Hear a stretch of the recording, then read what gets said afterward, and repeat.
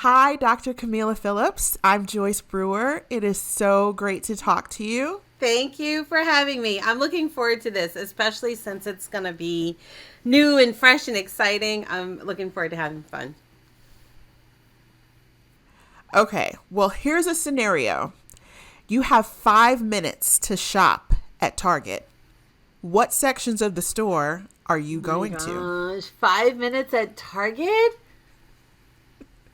That's the limit. You know, I spend hours in Target. I can spend hours in Target. That's how I avoid my kids. Is I go to, like, no, I got to go to Target. I spend hours. 5 minutes. Okay. I'm going to zen. Okay. 5 minutes in Target. I'm going to go first to clothes because I don't care what anyone says. I buy my clothes from Target. Like, no matter how high low you can go, you can always shop at Target. I That's 2 minutes because I'm just going to buy teas. I'm going to spend 2 minutes in the frozen section because Target is the only place where you can buy Ben and Jerry's chocolate cookie dough, the frozen chocolate cookie dough. And then I'm going to spend the other 2 minutes in the home, or 1 minute in the home section and grab some like cute little things for the house. 5 minutes. Do you go to the section that's right at the door where usually everything is like a No. dollar, $2, craft things? You skip that section? I do go to that section, but you only gave me 5 minutes. If I'm going to that section, it's because Okay. it's for the kids and I need to like keep them occupied. If I'm going to Target for 5 minutes, best believe I'm gonna take care of mama first. They're just gonna have to get in where they fit in. So no, I'm I skipping am that here section. for it. All right, so I want to start with your origin story, so to speak, and how you started your journey to become an OBGYN and what motivated you. What motivated me? Um, So, you know what motivated me are the women that I've just been blessed to observe in my life. I actually really didn't know I was going to be an OBGYN. I knew pretty early on that I was going to be a physician. And that was just primarily because my grandparents raised me. So I spent a lot of time with them, back and forth, doctor visits. Are you taking your medicines? No. Who's smoking in the bathroom? Leave me alone, little girl. Like just really dealing with common, um, ailments. And when I'd go to their doctor visits, even as a young child, I was like, wait, she's not listening to you. He's not hearing you. And nothing ever got better. And because my grandparents were my world, my rock, I was like, I need them to be healthy, to be around. And so that sort of started my interest in medicine and health equity, etc. And fast forward to like high school, my mom, I'm so embarrassed because there's a video out there somewhere that's going to resurface one day. My mom forced me to enter a beauty pageant, and that's just not my thing. I was horrified. But I did the beauty pageant anyway, and there was like a question and answer portion. And at the time, I was volunteering at Planned Parenthood because in my neighborhood, in my school, we actually had a nursery in my high school because teen pregnancy was a huge issue in our community, and it was a way to keep young girls from dropping out of school. So one of the questions in like the Q&A was like about sexual health and basically abstinence. And in order to sort of like get to the next level, I knew when they asked the question that I had to say the only answer was abstinence. And I knew that was the wrong answer because being at my high school, being at Planned Parenthood, I was like, we have to talk about options and we have to talk about health and sexuality so we can really be engaging and encompassing to everyone. So I answered something like that. The judges were clearly horrified. I didn't make it to the next level. But in that moment, I was like, we have to talk about basic biology. We have to talk about human health, sexuality, etc. And that sort of was my trajectory into obstetrics and gynecology. I lost the pageant. I won like a music section because I sang the Black National Anthem. And I know. And after that, I was women's health all the way. Well, you talked about how that video is probably going to get out sometime, but I have to say that I first saw you on The Real World. As a person who remembers the day MTV went on the air, Yes. I've been an MTV fan. So seeing you on The Real World was my first introduction to you. Were you interested in medicine even back then? Yes, I actually that's such an interesting story because I never meant to be on reality TV. Um I got on Real World because again, I mentioned my grandparents were my rock. My grandfather actually passed away at the end of my freshman year. And I lost direction, I lost motivation, and I had to get my grades together because I was at Stanford University, honey, and they don't play they don't play that. So I needed something to do while I got my emotional life back together. And I saw a little ad on back then, I don't even remember. It was like the first versions of email.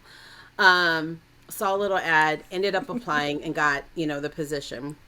So I was actually already pre-med. I was in school. Um, Unlike other people, it didn't derail my goal of becoming a physician, but I was already in school. I was in my freshman year at Stanford, had declared myself pre-med, but with his death, just got, I just had lost my motivation and needed to take some time off. And that's what Real World did for me. That is amazing. I'm so sorry about the loss of your grandfather and, even their struggles of watching them find adequate care. And you recently were featured in an article on Today, Mhm. addressing racism in medicine. So what ways are you addressing that now in your practice and with your patients? Yeah. Um, you know, just by sharing melanin, there's a lot that comes out in the doctor patient relationship when I close that door and start talking to patients. I share it in that I acknowledge that, oh, you know what had happened the other day? I'll give you an example real quick. I have a patient. She's unfortunately on her third C-section. And I went to do something. I was like, this is, we do a swab at the end of pregnancy. We're looking for a bacteria. It is completely standard of care and has been ever since I've been practicing medicine. And she's like, this is my third baby. I've never done that before. And I'm like, of course you have. This is very routine. We do it to every. She's like, no, Dr. Phillips, I've never done this before. And I was like, I explained it to her again. I was like, well, maybe, did you forget, perhaps? The babies were a few. No, Dr. Phillips, I've never done this before. No one's ever taken care of me and performed this procedure. And she was like, I think I've never gotten adequate medical care until I came to see you. And my face, and I was like, Lord Wow. Jesus, please don't make me cry right now. And she went on to tell me stories about her past pregnancies. Unfortunately, her first C-section led to then her second C-section because she wasn't properly counseled and educated. And now here we are on her third C-section. And I think I say that really short story to say, I think just being present sometimes is enough that these situations where we begin to address inequalities in medicine, the injustices that people have experienced, the lack of complete care and engagement in their health care and that process, I see every day just by being a Black doctor. Um, I see it in the hospital where, as a physician of color, when I notice something not taking, either taking place or not taking place, right? That I see non-minority patients having access to, I am there to call it out and say, this is interesting because last week we did this for so-and-so, but we're not doing it today for, so-and-so. And being able to call those instances out and having people in that moment address and acknowledge bias is real big. And I don't take that privilege lightly at all.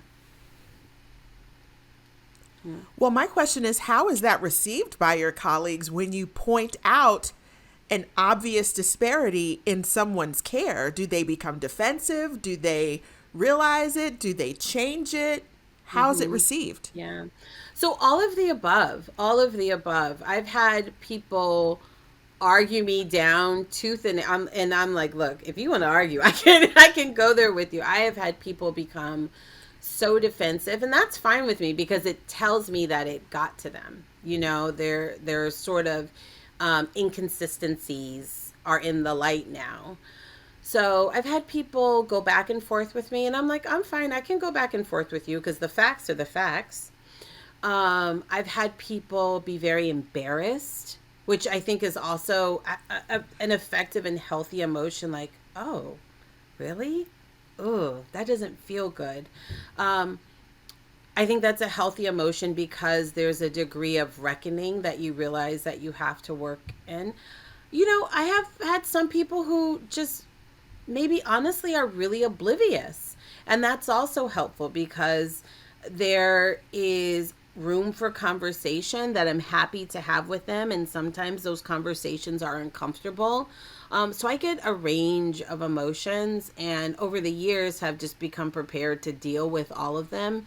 But for me, at the end of the day, helping someone recognize and just even pause for a second and before they enter a situation, and what are my triggers? Could I be introducing my bias? Let me make sure that I make, an informed, clear decision and engage the patient in their healthcare is a big deal, and it's been really life-changing for some people. I have to acknowledge the maternal mortality rates and the differences between moms of color and white women in this country. Having you there advocating for your patients is one way that those numbers can be affected. What are some other ways that pregnant moms, new moms, friends of moms who are listening to this podcast can get involved in that effort to reduce those mortality numbers? Yeah, we all have a role that we can play. And, not for a second do I ever want want them to feel that they're just a statistic or just going to succumb to these numbers. It does not have to be that way at all. And so one thing that I do in my office, and it's hard because it's a fine line between being like that nosy auntie, but then also preparing women for the next stage. But if I have someone who Right. comes in who's reproductive, I might just mention, what are you thinking about reproduction in the next few years? Do you want it? Do you not want it? And I sort of lightly engage in a conversation. And in doing so, what I help them try and understand are that there are things that they can do now in preparation for pregnancy, which may be even 5 years away. That's fine. But I want to give them the knowledge and the seeds that they can start planting that help them understand, let me start paying attention to my blood pressure. Someone told me my blood pressure was elevated. Let's explore that. Why don't we check my numbers to see if I'm pre-diabetic? I gained this COVID-20. There's so many situations, that I hear. Let's start getting maybe some of this COVID weight off. And so in doing, formally, we call it a preconception counseling visit. Patients have access to come in and talk to their healthcare provider about what are the things that I should be looking for in order to help maximize my health and my baby's health in pregnancy. So that's one thing. that I say is a huge bonus for people to do. The other thing that I always encourage is, bring a family member. Bring a family member to your OB visits. I know that's been discouraged a lot with COVID, but I will say in my office, even, Right. listen, I'm in New York and we were in the height of it. I still had the support person coming to visits with the pregnant patient. And the reason for that is because, one, who knows you better than the person that you're bringing with you? And so, as we're forming our birth team, our little squad here, right? That person is going to let me Right. know kind of like the ins and outs of your personality. What happens to you when you start to shut down? Um, are you really eating Intamins every night? You said you're not, but somebody over here is looking at me like, wink, wink, doc, something's going on. So it helps that person feel like we're forming a team. It also engages family members to say, oh, remember, Lisa, this happened. You meant to talk to the doctor about it. Um, so I have people bring their support person with them to the hospital.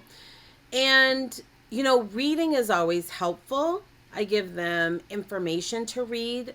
A blind Google search does not help most people. So I give them literature that I No. trust and respect. So those are the top three things that I say.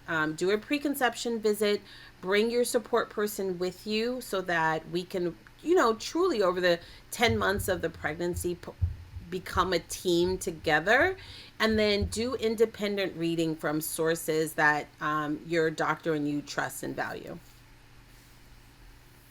And then I like what you said about bringing your support person with you, because if you are an experienced mom, you can offer to be someone's support person. Anyone. Because many of us, like through my pregnancy, I was living in a city and a state where I had no family, had just moved here, had no friends. So aside from my husband, he was the only person that came to doctor's visits with me. And that would have been great if I would have known someone to just say, hey, can you come with me, and maybe just ask something that I hadn't thought of, or like Yeah. you said, notice something about my behavior or my thought processes that weren't there before. Absolutely. It can be anyone. I have this one woman, I meet a different family member every time she comes in. I, let's do it. Let's do it, because the thing is we're bringing this baby into a family, right? A community. And I think the more Right. people that we engage in the process while the baby's still in utero, who are coming to love this mom, nurture this baby, the more the merrier. And and I feel like I have nothing to hide. This is an open book. This experience is open to everyone. So I have one patient, like I said, in particular, every 5 minutes is a different family member. But I just think that's awesome, because you're not bringing a child into like isolation. You're bringing a child into a community, a culture, a family. So the more the merrier. It can be anyone. People bring like coworkers. Bring your coworker. Oh, yeah. Yeah, bring anyone. I love it. So, when it comes to moms of color, we know that there are going to be new moms, pregnant moms listening to this podcast, and we want them to be aware of the health issues that Black and brown moms face. So, for me, I can say uterine fibroids were a challenge for me. I've read information about cervical cancer and other things. Are there issues that women of color need to be especially aware of when it comes to their health and fertility that may not come up, or that they have to make sure that they have to advocate for that information or screenings? Yeah. The first few things that come to mind, in no particular order, but I'm gonna be honest. Racism is a healthcare issue, like flat out racism. And so I think it's really important for women of color to uh, have a level of comfort with their healthcare providers, to make sure that they're addressing and their needs on different levels, and that they're actually feeling heard and respected in the office and in the hospital. Hospitals often have a reputation, and I think it's important to understand the reputation of the hospital in terms of how they treat their Black and brown moms. So racism in and of itself is leads to healthcare disparities and poor outcomes, right? That's something we know. Bias in medicine. Fibroids is absolutely a reproductive health issue that, is sad. I often say, if white women had fibroids to the degree that African American women had, child, we would have every research lab in the United States trying to figure out fibroids and making sure that that was not an issue. But because there's such a disparity, and it often negatively affects us, that's a research topic that is woefully underfunded. Another issue that I would say really impacts Black and brown moms is obesity. And again, going back to the preconception visit, these are things that we can work on. We can do something about. We just need the education, the support, the access to nutrition, healthy vegetables. Many of us, even in a major city like New York, live in a food desert. So that contributes to health disparity. And then the other big two that I see are hypertension and diabetes. Those are the other two that I would say. Which goes directly to what you're saying about diet and weight. Mm-hmm. I mean, those are all connected. Absolutely interconnected. And so when we think about health disparities and how we create healthy people to create healthy pregnancies, it's all interlinked. We were talking about how all of those things are related. You mentioned bias in medicine. Mm-hmm. You mentioned having that fertility conversation with your OBGYN or primary care provider before you become pregnant. The correlation between being overweight, diabetes, and high blood pressure for moms of color. Mm-hmm. How can we start affecting those numbers? Yeah. Listen, I think one important thing that we can all do that we don't necessarily think about is, so those sort of things, obesity isn't just someone eating all the time. That's the lamest way to think about obesity, right? Obesity is complicated. It's DNA, it's access to healthy food, it's knowledge about food, it's being able to have access to outdoor or indoor space, it's the ability to not work a 12-hour shift and not be exhausted at the end of the day so that you have time to take care of yourself. Obesity is access to so all of those things, right, fall under the umbrella of obesity. We really call those health determinants or determinants of health. And the way we really impact, I think, that larger issue that we don't really talk about so much is your vote. When we vote at especially the local level, our vote determines where supermarkets go, and it determines city planning. Our votes determine where hospitals go and where clinics go. Our votes determine where bus terminals go. I use this example a lot because I live near a bus terminal. I live in Harlem, which is in Manhattan, primarily, historically, I should say, African American community.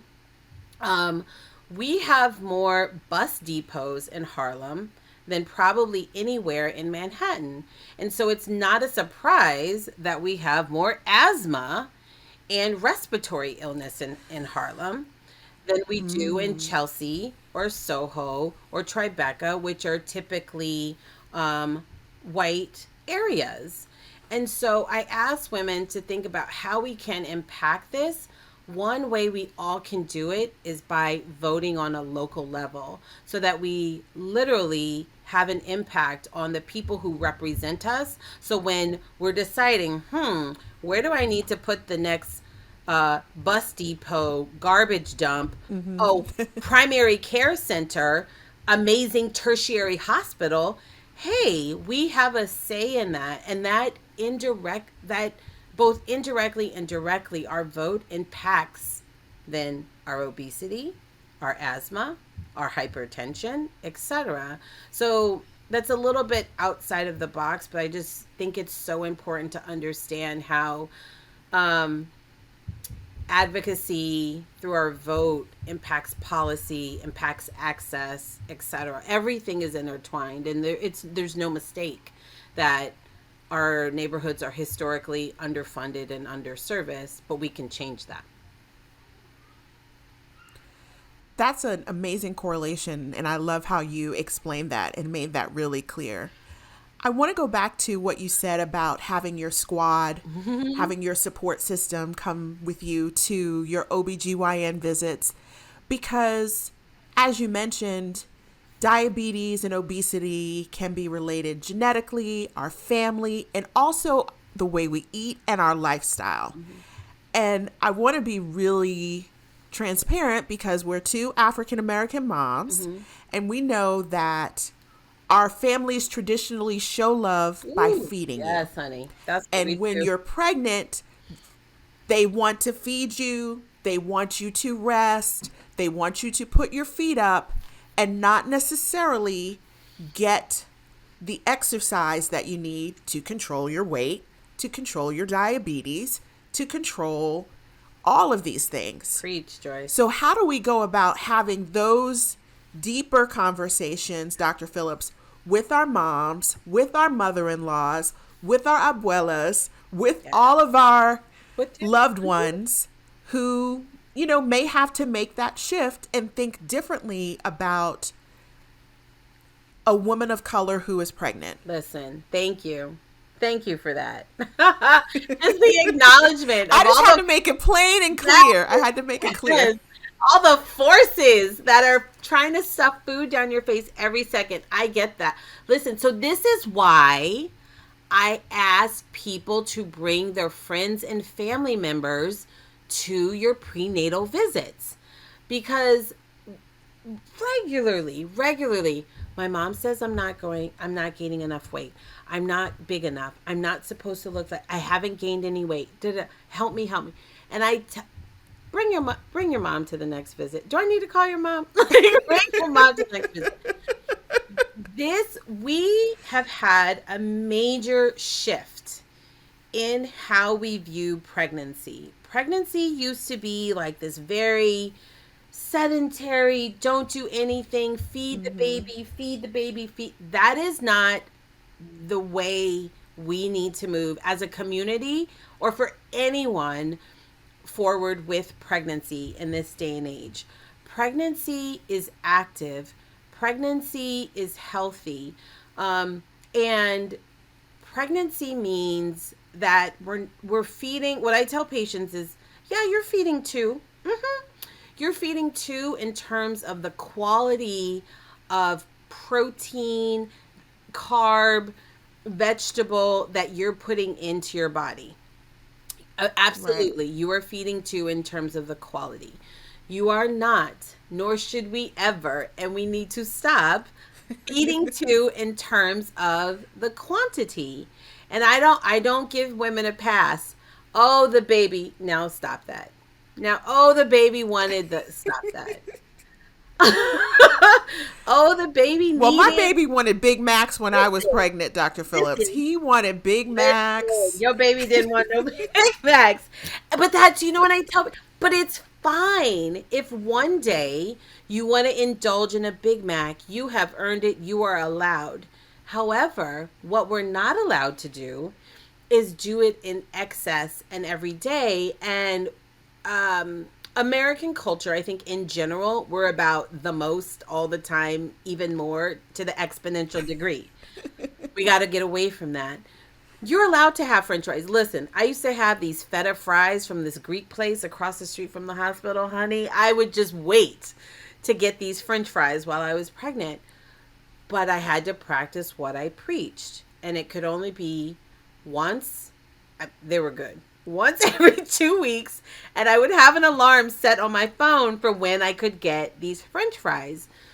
We have to make an effort to retrain ourselves culturally for what pregnancy is. Pregnancy is active. Pregnancy is not high calorie.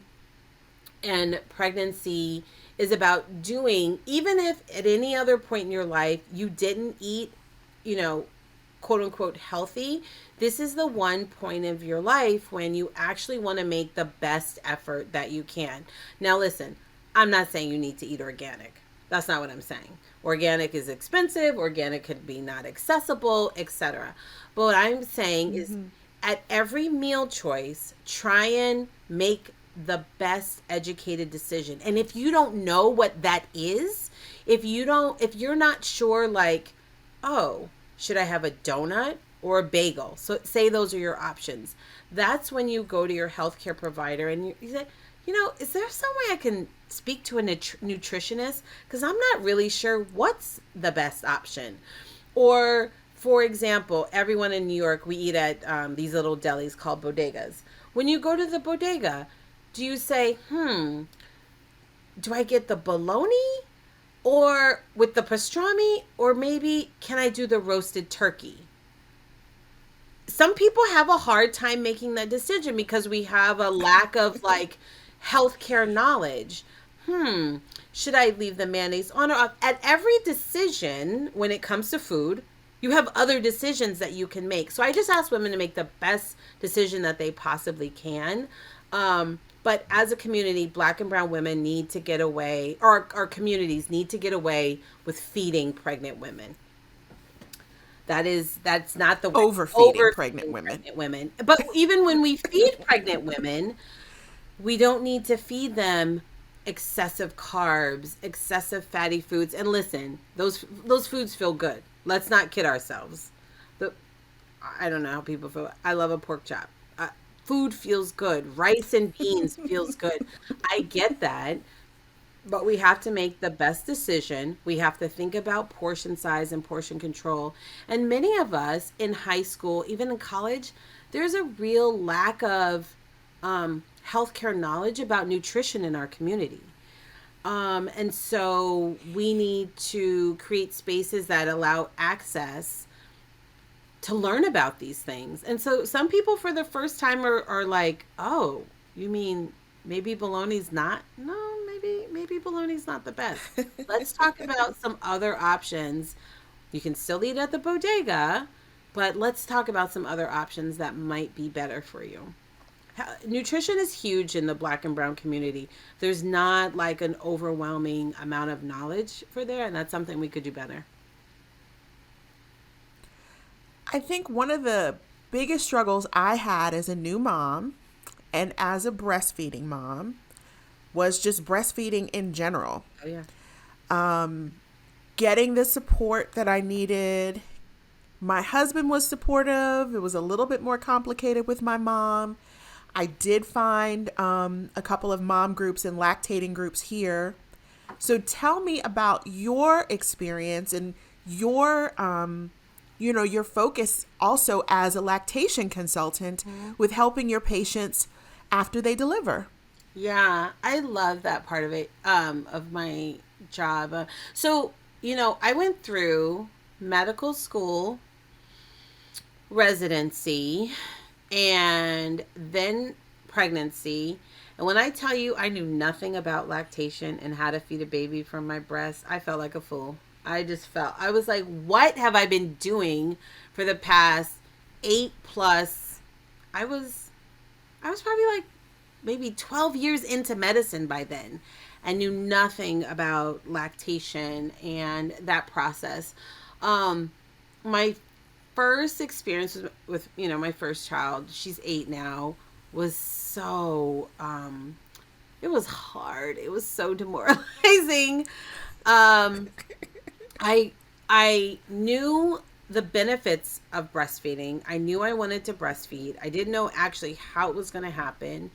I had expressed it to my family, which is one thing I always tell patients. If you plan on breastfeeding, you need to tell the world that we're breastfeeding. We are going to be a breastfeeding family because they need to get on board with it.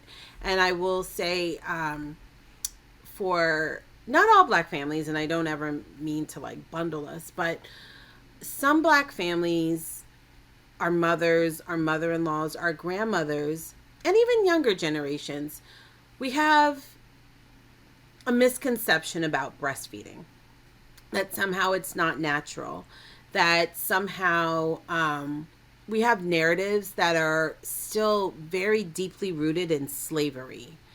And this lack of connection to our bodies and how we nurture our children. And those narratives play out in the support that we give our young mothers to help them successfully breastfeed. So that's something that we really need to address. But I tell patients, if you want to breastfeed, we need to make a decision and we need to tell the whole world, I'm breastfeeding, I'm breastfeeding, I'm breastfeeding, so that they hear that and they get prepared and they get on board with your plan. Because there are going to be days when it can be very challenging and you're going to need support so that you don't stick a bottle in that baby's mouth. The other thing that I have people do is take, even though baby's not here yet, we're taking a breastfeeding class because I need you to be prepared for when you hit a roadblock. Oh, I knew this. I know how to help my nipples. I learned about this. Oh, I know what this means when my breasts do this, so that they can have the anticipatory guidance to troubleshoot when they're at home. And then their mother-in-law is like, that baby's hungry. Why don't you just put some rice in that formula and give it to the baby? They need to have strategies to help them when insecurity seeps in about their body's ability to feed their child. And then the other thing that I do is I have them they have contact with a lactation consultant in the hospital before discharge, and they have access to a lactation consultant outside of the hospital, because often, it's probably hard to imagine. There used to be a time where women would come in and have a baby and spend like 5 days in the hospital. Most moms, in general, they leave in after 2 days, vaginal delivery, and your milk hasn't even come in. You're still dealing with colostrum. So your breasts haven't, you haven't gotten that first like engorgement. You think nothing's happening. The baby's screaming. Everyone's telling you he or she is hungry. Fix a bottle, put it in its mouth. And so your confidence gets broken down. So those are the things that I try and help people do, and help, again, bringing families to the visit. Hey, grandma, we're going to breastfeed this baby? ¿Qué? No vas a dar then the mom gets, and you're like, yeah, grandma, you know what? We got to figure out how you're going to fit into this. Well, I'm not going to be able to feed the baby. I hear it all kinds of things. I can't feed the baby? No. Because then the family members start feeling left out because they won't feed the baby. Well, I want to acknowledge in all of that you mentioned about breastfeeding. And let me tell you, I did it for 2 years with a child with food allergies. And it was one of the most challenging things that I've ever had to do. But I'm hesitant because I know that fed is best. And some babies do need this nutritional support of formula. And some moms need support with formula, a break, a nap, an ability to sleep more than 4 hours straight. Absolutely. Fed is best, hands down. But what I try and do is, if you are committed to the breastfeeding journey, I feel like it's my job to make sure you have all the resources available to you, with the understanding that at the end of the day, fed is best. And I tell you, I breastfed initially and then transitioned to formula. My kids got formula. There's nothing wrong with formula. My kids got formula because I had to go back to work.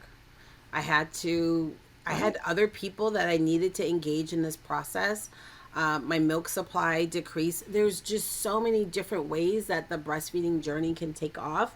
But what I want us to do as a community is at least be supportive of someone who wants to go full steam ahead with breastfeeding and help support that journey with the understanding that at the end of the day, a healthy baby is most important. But I feel like the confidence that moms have, at least when they know they gave it their best, is what they leave the Yes. process with. Yeah. Yes. I look back on those 2 years and I know that I am a G. Mm-hmm. You Yeah. know, I did it. Right. Exactly. He survived, I survived, sore nipples and all, Mm-hmm. but we made it through. Broken and bleeding. Broken and bleeding. But that's the thing with this journey altogether. You know, even like, for example, women who have C-sections, they sometimes they feel very devastated by that process. And I'm like, girl, you just crushed that. You got a human here intact and alive. Your body went through that. So anyone who is pregnant and birthing should really feel like a G, because not everybody can do this. Oh, you are built to do that for that child, and they should feel exceedingly proud about their accomplishment.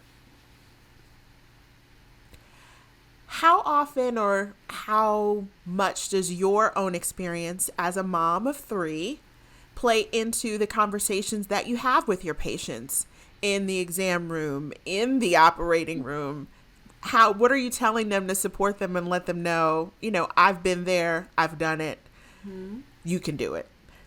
Yeah, I'm pretty transparent with my patients because I've been through a lot of their experiences, and it's such a blessing. It's so fun to see someone go through something for the first time.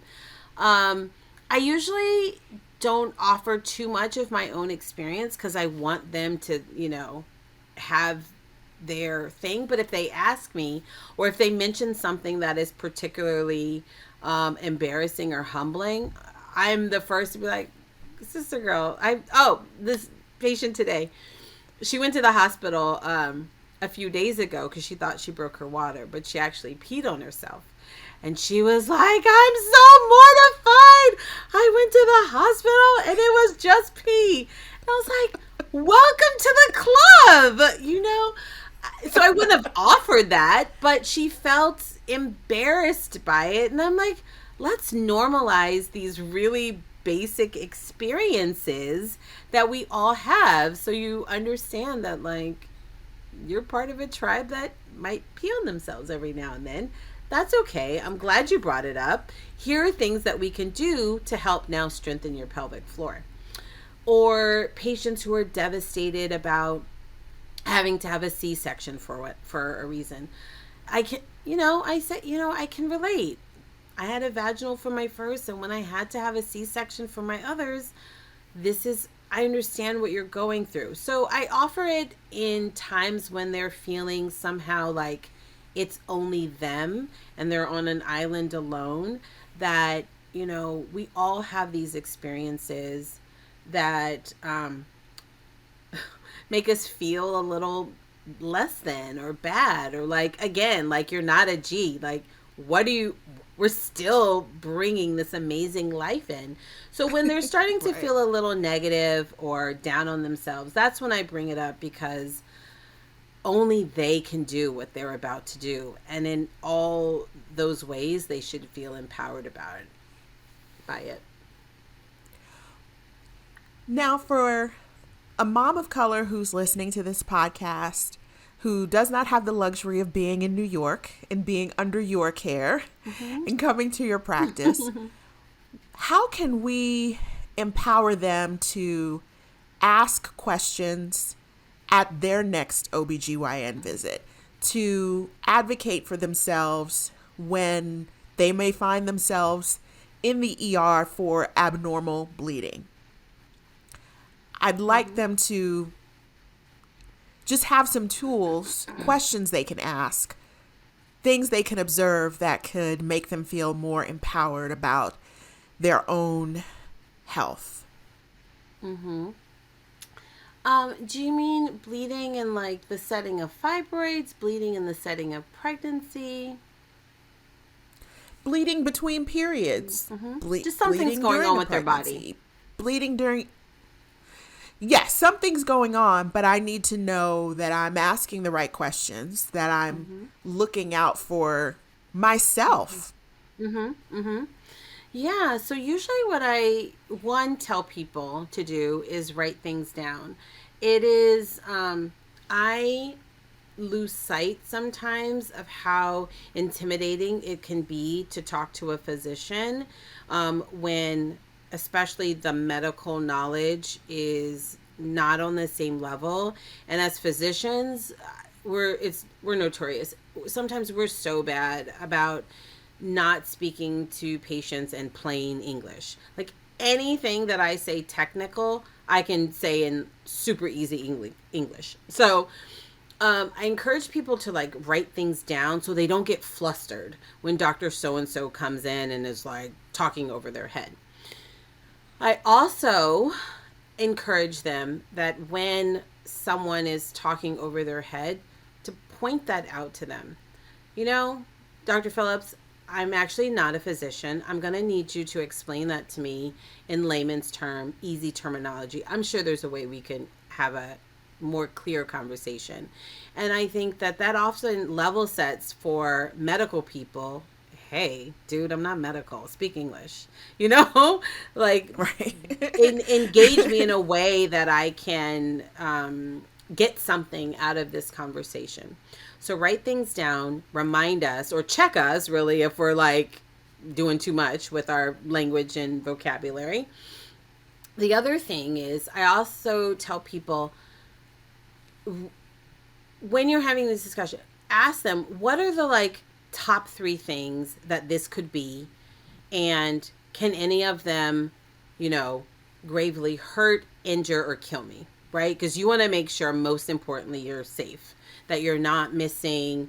Often I see people with concerns about cancer. Ask the question, is this something that can turn into cancer, can kill me?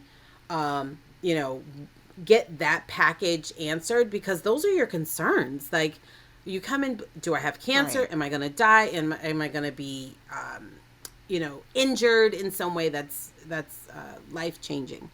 That's the other thing. Always ask what your next steps are. Three things. Threes, we can all remember for the most part things. What are my next Yeah. steps? Keep it Keep it simple. simple. What are my next steps? Okay. Okay. Blood work. Okay. Imaging. Okay. Follow up with the doctor. Keep it simple. And then anytime you're with, and as you're closing out, so hopefully, you know, you're not going to die. You don't have cancer. Check. Right. I know what my next steps are. Check.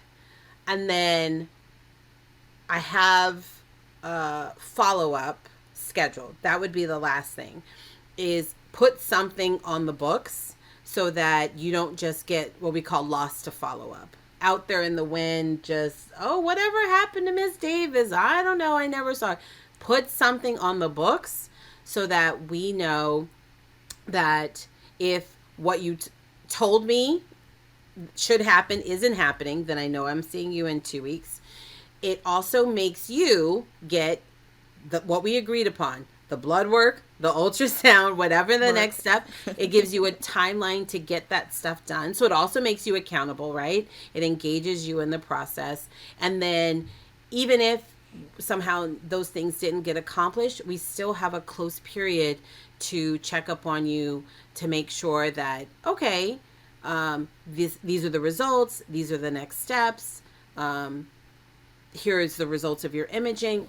We keep you in the system so you just don't fall by the wayside and get lost. I like all of that. I like that it's threes. I like that we write things down, and follow-up care is so important. Yeah. So if your physician tells you to take these steps, it's on you as a patient to advocate for yourself, take those steps and see them as a follow-up. See them at the follow-up, yeah. Dr. Kameelah Phillips, thank you so much for talking to us. Thank you for all the work that you're doing to point out bias in the medical system and for advocating for your patients and for new moms, for lactating moms, for moms who realize that fed is best. Thank you so much.